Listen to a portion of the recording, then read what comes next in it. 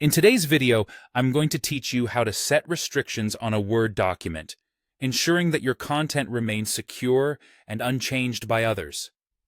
Whether you're crafting a sensitive proposal, drafting a research paper, or simply want to maintain the integrity of your work, learning how to restrict editing is an essential skill. By the end of this guide, you'll have a locked document that can be shared with confidence. First things first, you'll want to open the Word document that you wish to protect.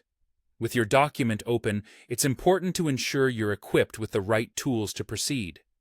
If your intention is to work with content controls, make certain that the Developer tab is visible in your Word interface.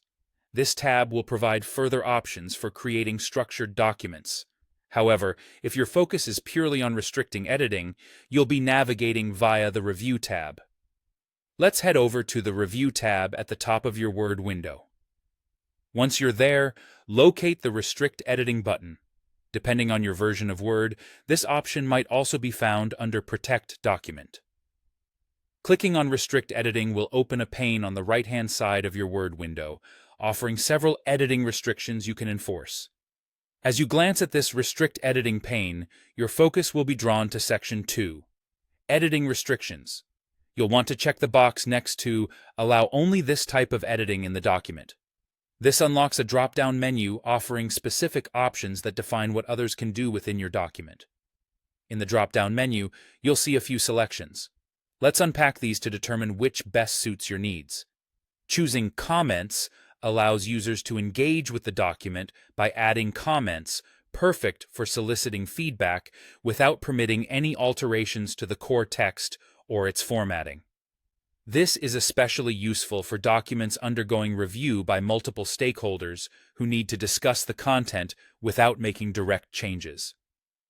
Alternatively, selecting Filling in Forms is ideal if your document includes form fields or controls, such as surveys or questionnaires. In this scenario, users will have the capability to fill in these designated fields, but will be restricted from changing anything else in the document. This option is highly beneficial for structuring data entry while safeguarding the overall document integrity. By following these steps, you now have a comprehensive understanding of how to restrict editing in Word. This process not only grants you control over your document's content, but also preserves the original intent and structure of your work. As you share this newly protected document, you can do so with the peace of mind that it will remain as intended, regardless of who reviews it. Thank you for watching, and I hope this guide has empowered you to make the most of Word's protective features.